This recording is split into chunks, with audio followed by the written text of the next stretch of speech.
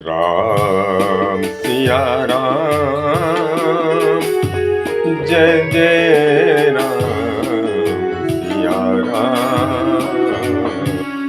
इस अंश में हम लोग शिव और माता पार्वती जी के बीच जो विवाहोपरांत पहली बार जो संवाद हुआ है उसकी चर्चा करेंगे, जिसकी शुरुआत बालकांड के दोहा 106 से प्रारंभ होता है। पिछले दो भागों में हम लोग दोहा 106 से 108 तक की चौपाइयों का पाठ व्याख्या के साथ कर चुके हैं।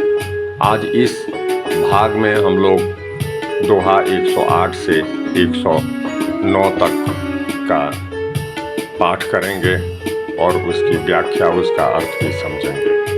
दोहा 108 इस प्रकार से है। जो नृप तनयता ब्रह्म किमी, नारी बिरह मति भोरी, देखे चरित महिमा सुनत, भ्रमति बुद्धि अति मोरी। इस दोहा में पार्वती जी कहती हैं कि यदि वे राजपुत्र हैं तो ब्रह्म स्वरूप कैसे हैं, ब्रह्म कैसे हैं, यहाँ क्या रहस्य है। वो राजपुत्र के रूप में, मानव रूप में, स्त्री के विरह में वो जंगल में भटकते हैं, बावले हो गए हैं, और इधर उनके ऐसे चरित्र देख करके, उधर उनकी महिमा, दोनों सुन करके मेरी बुद्धि अत्यंत चकरा गई है। इस पर प्रकाश डालें, इस भेद को आप स्पष्ट करें। आगे की चौपाई इस प्रकार से है।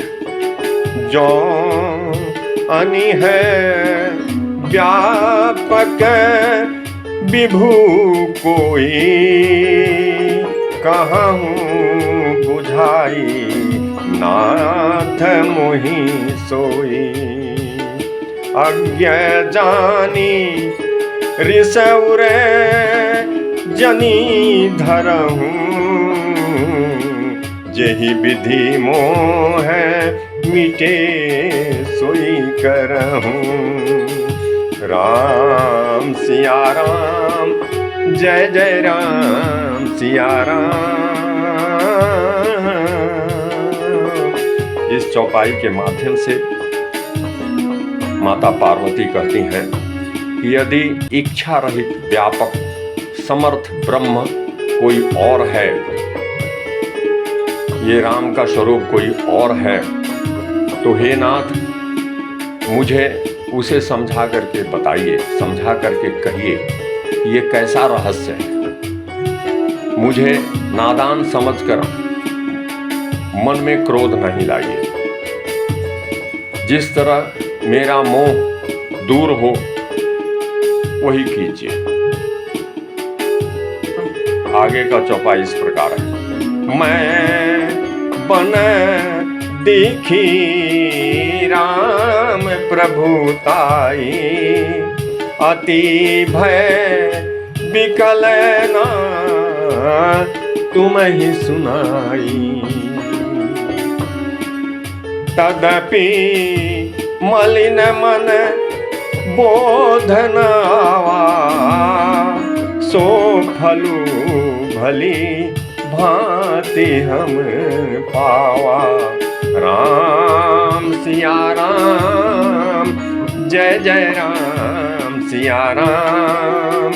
इस चौपाई में माता पार्वती अपने पिछले जन्म दक्ष कुमारी के स्मरण को व्यक्त करती हैं कि पिछले जन्म में हम राम की प्रभुताई देख करके भ्रमित हो गए थे। वन में उनकी प्रभुताई देख करके मेरी बुद्धि मारी गई थी।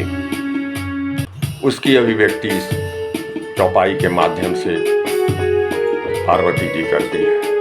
वो कहती हैं कि मैंने पिछले जन्म में वन में श्री राम की प्रभुता देखी थी, परंतु अत्यंत भयभीत होने के कारण मैंने वह बात आपको नहीं सुनाई थी।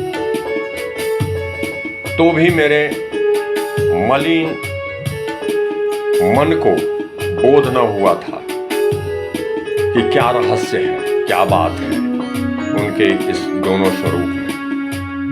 और उसका फल भी मैंने अच्छी तरह से पाया था कि उस अभिशाप के स्वरूप मुझे जो है अपना प्राण त्यागना पड़ा था। यहाँ पर यही भावार्थ छिपा हुआ है। आगे का चौपाई इस प्रकार से है।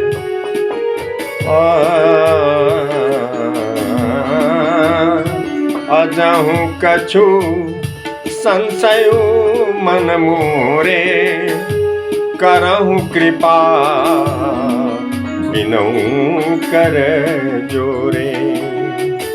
प्रभु तब मोहि बहु भांति प्रबोधा, नाथ सो समुझी करहु जानी क्रोधा।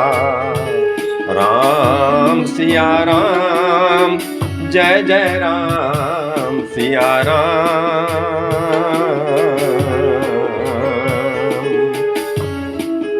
इस चौपाई के माध्यम से पार्वती जी अपनी शब्द अभिव्यक्ति इस प्रकार से करती हैं कि अब भी मेरे मन में कुछ संदेह है। आप कृपया, मैं आपसे हाथ जोड़कर विनती करती हूँ, आग्रह करती हूँ कि हे प्रभु, आपने उस समय मुझे बहुत तरह से समझाया था, उसके बावजूद भी मेरे मन में श्री राम के प्रति जो संदेह था वो दूर नहीं हुआ था। यह सोचकर आप मुझ पर क्रोध न कीजिए। आगे की चौपाई इस प्रकार से है।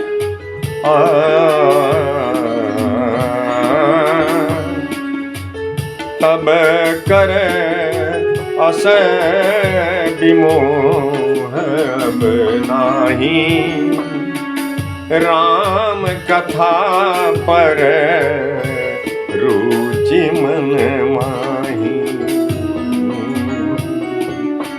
कहूँ पुनीत राम गुण गाथा, भुजय गराज भूषण सुरनाथा। राम सिया राम, जय जय राम सिया राम।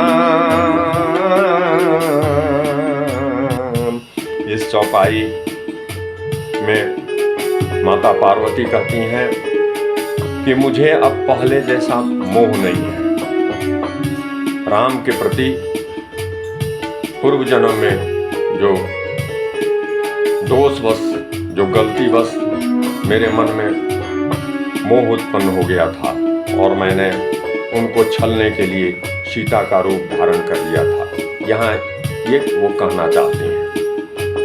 तो अपने तरफ से सफाई वो दे रही हैं शिव के सामने कि मुझे अब पहले जैसा मोह नहीं है। अब तो मेरे मन में राम कथा सुनने की कौतूहल है। मैं सिर्फ राम कथा में रुचि रखती हूँ। हे शेषनाग को अलंकृत करने वाले, धारण करने वाले, देवताओं के देव, देवताओं के नाथ, आप श्री रामचंद्र जी के गुणों की पवित्र कथा मुझे सुनाइए। आगे का दोहा इस प्रकार से है। दोहा नंबर, दोहा संख्या 109 है। तो 109 दोहा में तुलसीदास कहते हैं, बंदेऊ पद धरी धरनी सिरु,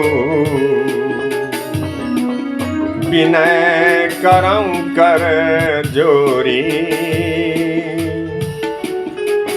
बरनहु रघुवर विशद जसु श्रुति सिद्धांत निचोरी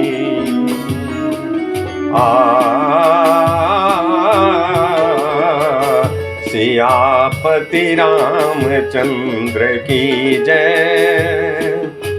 इस दोहा में गोस्वामी जी माता पार्वती के शब्दों की अभिव्यक्ति इस प्रकार से करते हैं।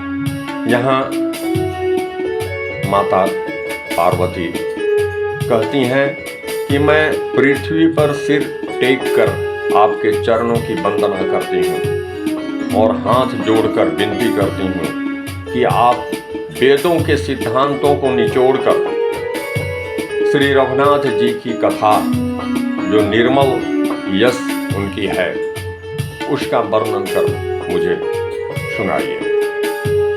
दोहा 109 से 110 तक की चौपाइयों का पाठ भावार्थ के साथ हम लोग अगले अंश में करेंगे। राम सिया राम, जय जय राम सिया राम।